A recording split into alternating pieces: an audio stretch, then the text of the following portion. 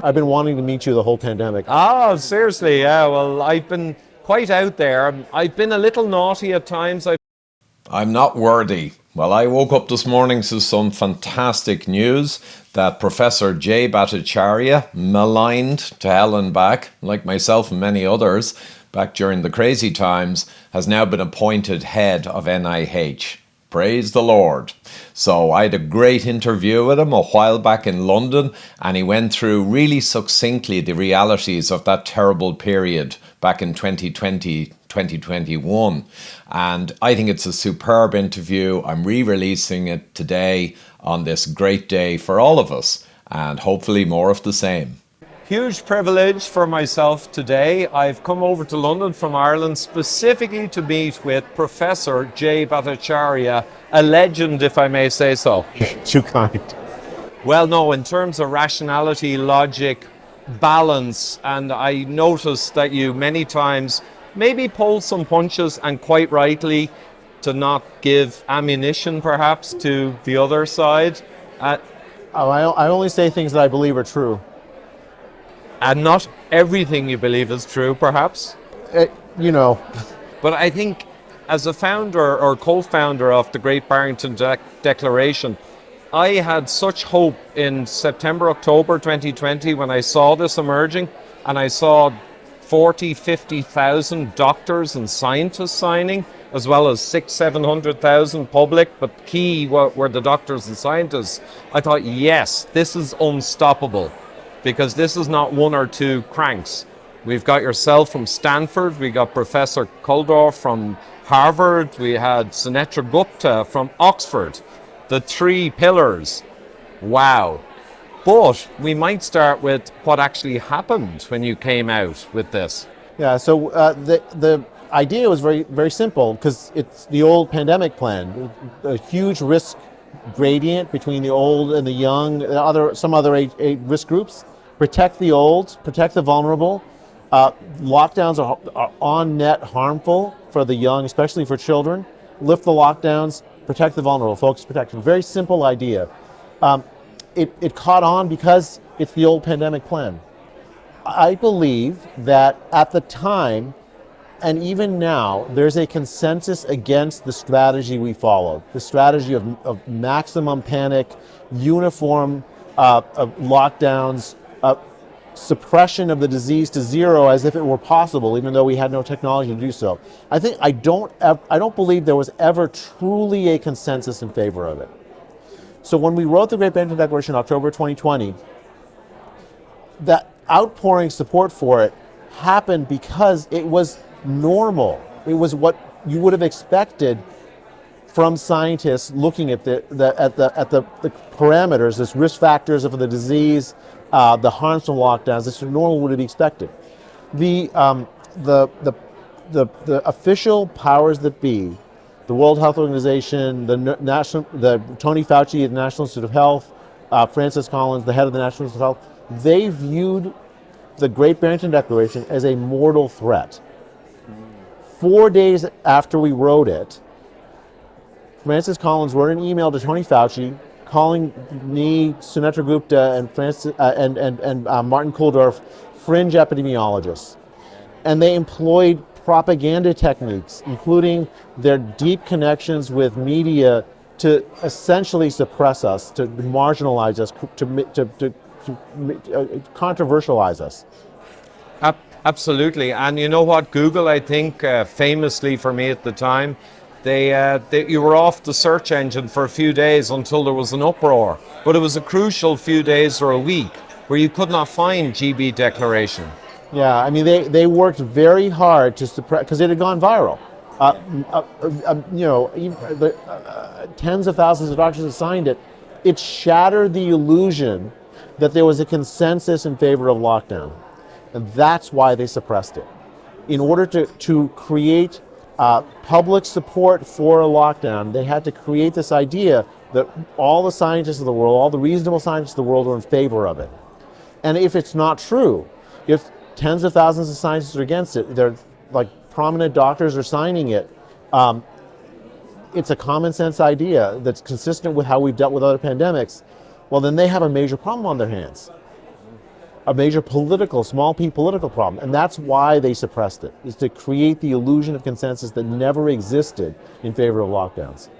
Absolutely, Jay. And you know what? It's always been the case in power grabs and political movements that you don't just have propaganda, that's crucial, but you must also have censorship. You need a two-hander, because for things that are clearly not logical, the lockdowns, the masks, the absurdity, you must stamp out any dissent, because dissent is dangerous, because it will appeal to people's kind of inner beliefs, a lot of people, when they'll say, actually, that's another view, and you know what? That view makes more sense to me intuitively. But also the WHO 2019 pandemic guidelines were published in 19. No lockdowns, no contact tracing, no point with a very transmissible virus when it enters regions, certainly no masks. It was all written, so maybe a word on that. This canon of Western science for dealing with pandemics like this was ruthlessly thrown in the trash can. Yeah, it was actually shocking to me, right? So, like, if you look at the features of this virus, the way it works, the way it spreads, lockdowns couldn't work. In principle, could not work, because society is unequal. Some people may be able to comply. Maybe 10-20% of the society can comply with lockdowns. They can get other people to deliver their food to their homes. They can actually afford to stay home and stay safe. Most of the rest of society, that's not feasible. Children need to go to school, right? Or else they lose their ability to learn. They get depressed. Regular people have to go to work, right? We call them essential employees. Essentially, what it means was that they couldn't lock down. And it was the poor, the working class, the young that paid the price for the basic human need of not being able to. Mass, fine, they work in a surgical suite by people that are trained to use them, that are fit tested. But then you ask a 6-year-old to wear one. How well are they going to do with it? Right? 24 hours a day? No, you have to take off when you sleep. You have to take off when you eat. They adopted policies that on their face could not possibly stop the epidemic.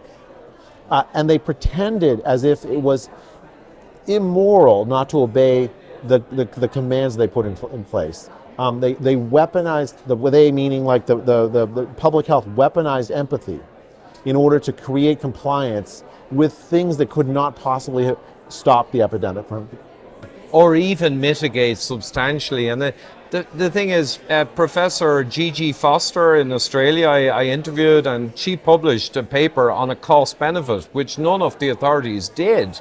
And they came up with 30 to 35 times more negative impact on health and economy than you could save with lockdowns. And that was assuming that the lockdowns would save quite a bit in terms of deaths from COVID. An Irish academic did a paper, and it was 25 times. So we have this public health intervention that goes against all of the Western guidelines for decades. The science says it can't really work, and the damage is maybe an order of magnitude or twice or 3 times an order of magnitude worse than any putative benefit. So maybe, what's your thoughts on what kind of madness kind of really drove this? I mean, I think that the lockdowns were the single biggest mistake in public health history. Other than maybe wars, I can't think of any public policy that's done more damage. I think what drove it was monomania, right? There was this monomaniacal focus on one problem that humans face, COVID, because it was new. Right, and we decided as a society, I guess, that all the other problems that humans face were not important anymore. That we no longer need to worry about poverty being worsened by these cessation of economic activity. We no longer need to worry about cancer screening. We no longer needed to worry about teaching our children how to read. We no longer need to worry about a whole host of other problems that got worse as a consequence of the lockdowns. The lockdowns, the harms are not done. Right? There's a long tail of damage from lockdowns that will continue into the next generation. Right? There are kids who will never recover from the damage we did to them as a consequence of lockdowns. It's not just economics and education, it's lives, right? So women will show up with late stage breast cancer now because they didn't get screened for breast cancer during 2020 or 2021. They will die from their breast cancer. Men and women will die from colon cancer because they weren't screened. You have mental health problems on a scale that it's just impossible to characterize. Huge damage. So I don't know if I could put a number on it like Gigi can, but I'll tell you that there's the marginal benefit from the lockdowns were small, if anything. Might even be zero. Might even be negative. The marginal harm, we're still paying the cost, and we'll be paying it for generations. Yeah, absolutely. And again, we have limited time here. This is at the Together event where you spoke so beautifully, as always, with Dr. Asim Malhotra and Alan. But the Sweden example, I remember going on and on in April, May 2020 about how crucial Sweden was. And the reality was Sweden, with an aged demographic, and they have 9,300 deaths per million per year normally. UK has 9,800. Ireland has 6,300. Because we're a young demographic. So Sweden, with an aged demographic, they put their hand up and said they couldn't protect the elderly, but no one could. But after 2 years, as Professor Levitt's shown and elsewhere, they have no real excess mortality in the whole pandemic period, with no lockdown, no masks, and kids up to 16 in school. Yeah, I mean, I think it's not that Sweden did nothing, right? I mean, I think early in the pandemic, there were these deaths in the nursing home in Stockholm. That was tragic. Right, that was a failure of focus protection. But what they did was they very quickly realized who was at risk, and they did an all of society approach to say, okay, let's help the people that are at risk be protected as best they can, deliver groceries to older people, a whole host of strategies aimed at protecting the vulnerable, while at the same time not disrupting regular life as much as possible. I mean, it's a pandemic, of course, but they kept schools open for kids up to age 15. The entire pandemic, they never shut down because they valued education for the children, and they realized that the disease was not actually spread in the ways that people assumed it was spread. Teachers who worked in those schools that were open the whole pandemic actually had COVID at lower rates than other workers in the population in the spring of 2020. And no kids died in the spring of 2020, even though they were open the whole time. The world should have learned from this. And instead, much of the world continued with these policies that are, as I said, going to continue to cause harm for a long time to come. Profoundly unscientific policies which made no sense, and it became very clear even in April 2020. Woods Hole Institute showed no correlation between lockdowns and outcomes, and we've had around 40 papers since looking at the whole world, and same thing. But Sweden actually got vilified, really. It wasn't that people ignored them, they were vilified. And Anders Tegnell, who was the architect of that sound science, an absolute hero, and yet he was taken out of his job a few months ago to go to a WHO job, which now has not materialized. So it's almost like he was rewarded for his scientific approach. Well, I mean, I think in my view, what he did was an absolute enormous service to the people of Sweden and to the people of the world, because it showed a model of what like the normal pandemic plan, if implemented as best you can actually accomplish. Absolutely. I think the vilification of Sweden, the ignoring of Sweden. I mean, I saw the similar thing in the United States with Florida, right? Some other states also followed policies that didn't involve lockdowns. Actually, it doesn't look like there's a huge difference in the age-adjusted mortality from COVID and in the all-cause mortality rates in the states that followed the lockdowns that did in the United States. I mean, I think the vilification had to happen. Sweden essentially was a control group that showed up the treatment group. And how do you like cope with that if you have led the world down a path that has caused so much damage? You have to vilify it if you're going to continue to get your way. Yeah, and absolutely. I have a long corporate career and some shenanigans I've been involved in, and it was clear as day to me, you got to hit the control group, because a control group, by definition, it's the core of science, and it shows up the correct science, and they couldn't have that. So very sad. Well, I'm conscious, Jay, that I came over here from Ireland to catch you. I wanted to keep this tight and let all the people benefit from discussing stuff with you, and I'll get you again on Zoom. But I'm going to finish on a personal note, actually. My father, Nick Cummins, was a very technical man. He was a corporate manager, and my friends used to call him Wise Man Cummins, because he was a very thoughtful man. And I know if he was still alive, he died many years ago, that he would have certainly seen through this madness. And maybe I would have helped him a little. But my brother, Nick Cummins, also has suffered quite a bit, because he's been aware since March 2020. So maybe he could, give him a word. Professor Jay Bhattacharya, say, hang in there. Nick, hang in there. I'm glad to hear that you saw sense from the beginning, and stay the course. Absolutely. Well, thank you so much, Jay. And I think we can be thankful that the world has people like you, Professor Koldorf, Professor Gupta, and Dr. John Lee, Professor Levitt. I could go on and on. So many brilliant, articulate, intelligent people who have pushed against this bizarre period in human history. And you as well. I'm really proud to call you a colleague. Thanks so much, Jay. That was fun. I've been wanting to meet you the whole pandemic. I've been wanting to meet you the whole pandemic. Oh, seriously, yeah. Well, I've been quite out there. I've been a little naughty at times. I've been quite critical of the vaccines generally, but I've never been anti-vax. I got several vaxes going to China a few years ago with my corporation. I didn't even ask what they were. I went down to the doctor, they just slapped them in. And yet here I am now, being forced in a position of being somewhat anti-vax because this. Well, I've been called anti-vax. I've done more to tell older people to get the vaccine than here's the thing: is what they've done with the vaccine is guaranteed to cause huge numbers of people to distrust all vaccines.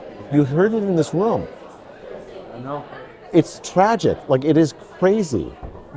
Instead of treating this vaccine as a tool for focused protection, which it could be, instead they wanted to force it on the entire population when the entire population didn't want it.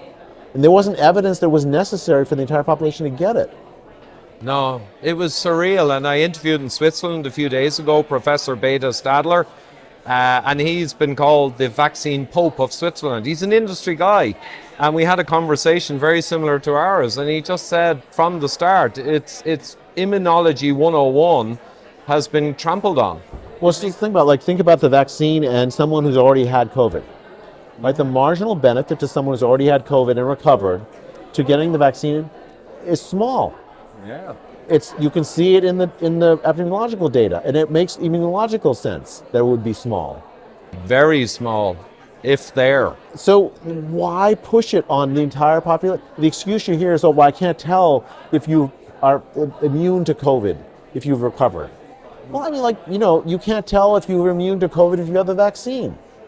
True. It's not like a reason to continually the question of what the marginal benefit is for somebody versus the marginal harm. That's an individual patient thing.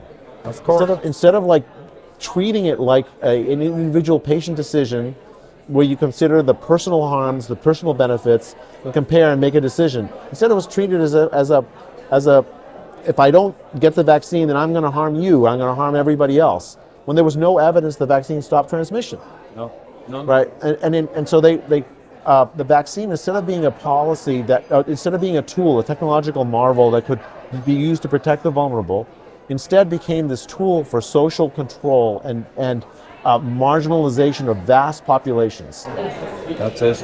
Absolutely. Which is tragic. It's undermined the demand, undermined the trust in public health. and which is, I think, going to harm our ability to advise people how to keep healthy, to do right things for their health going forward. Because who will trust us? For sure. And actually, on the vaccine, and I've dabbled in the topic, but it's insane. If you even try and discuss published papers, you get called anti-vax. But I mean, the Pfizer trial, the RCT, which is the only thing that could have shown the efficacy, mortality there was not an endpoint or severe disease, though mortality, ironically, was slightly higher in the placebo, non-statistically significant in the 6-month follow-up. But they claimed a 95% efficacy, effectively in transmission in a sense, but in general, and yet in real life from Israel and all over the world, nothing's coming back in terms of transmission, and that therefore the RCT had to be flawed in some manner. So the RCT, there was a really interesting reanalysis of the RCT done by Christine Stable-Ben. It was a Danish epidemiologist. And what she found was that she combined the Pfizer and the Moderna trials, the mRNA trials, and found no effect on all-cause mortality. Or actually not no effect, couldn't distinguish a positive or negative effect on all-cause mortality. Whereas in the adenovirus virus vaccines, she found a positive effect, like a reduction in all-cause mortality, which is interesting, right? So like the mRNAs, the thing you might care about, there wasn't any evidence from the trials that it reduces mortality or that it increased mortality. It was statistically significant. Whereas the adenovirus virus vaccines, she found a positive, a better, like an improvement. Maybe we use the wrong vaccine if it's right. The vaccines, the main endpoint for the vaccine was symptomatic disease, symptomatic, not transmission, and they didn't check for all infection. If they had done that, they would have found, after 3 or 4 months, a huge decline in the ability of the vaccine to stop transmission and infection. So I personally got the Pfizer vaccine. 3 months later, I got COVID. Right, and you see this in the epidemiological data out of Sweden, Qatar, a whole bunch of places, Israel. 3 or 4 months of protection, and then a steep decline in protection against infection. Continuing protection against severe disease, which is much more important for the elderly because the severe disease is more likely for the elderly. So it's one of these things where, like, the trial, had they continued to run it, we'd have learned a lot more. You can understand, though, why they didn't, right? In the middle of this pandemic, everyone wants a way out. And there's a trade-off. If I keep running the trial, it's longer until I can get the vaccine to more people if it works. And everyone will look back and say, well, why'd you run the trial for so long? If I run the trial too short, well, then you risk what happened, which is I see protection against infection, symptomatic infection for 3 months. But what happens after 3 months? Don't know. And you mentioned an out there. Well, they, in a sense, had an out, in the summer of 2020 when it seasonally collapsed. But they really had an out when they got a very high take-up of vaccine. But they never seemed to want to take their out. It's just like this had to keep going on and on. Even when Boris Johnson said 15 million jabs to freedom, and there's 70 million in the UK, so 15 million is the older people, and that made sense.